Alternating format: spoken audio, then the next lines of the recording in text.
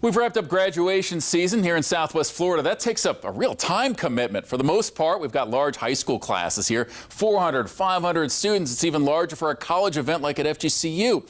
That can make for a really long night, especially if your student has a last name that starts with a T or a W. But back on Wednesday night, Fox 4 anchor Shari Armstrong introduced us to a young woman who's lived a lot of long nights, a type of early childhood none of us would want. Tasha Eilerant lost her father to gun violence when she was 2.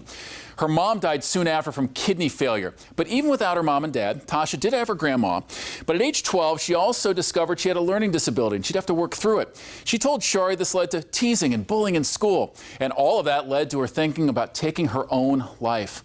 One line from the interview stuck out when she said, "Everyone telling me that I would never add up to be anything because I have a disability." But there was one part of Tasha that we saw the end result of this week, her burning desire to add up to something. And she added up to so much as this graduation last week, the ceremony from Florida Gulf Coast University's RISE program. It's an academy for adults who live with intellectual disabilities. Tasha worked in the dorms as an RA, calling it a responsibility that redefined her life. She talked about the perception that people with disabilities don't have leadership roles.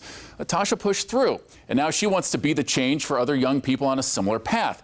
So on this Friday half full, let's celebrate the young people like Tasha Eilerant. She grew up with very little, except for her grandma, the teachers who believed in her, and whatever fire burned inside of her to succeed. I'm proud of her, and I don't even know her. But I know what it's like to be a young person who doesn't quite fit in, who might even think about ending it all. I've been there as a 13-year-old. I bet some of you probably were too once when you were teenagers. Words matter to young people, especially now that social media lacks the escape time that we've always had. We're always connected. The good days are fleeting, but those bad days, because the social media can really linger over and over. We're all here excited to see what Tasha's world and her kindness and her drive and wherever it will take her.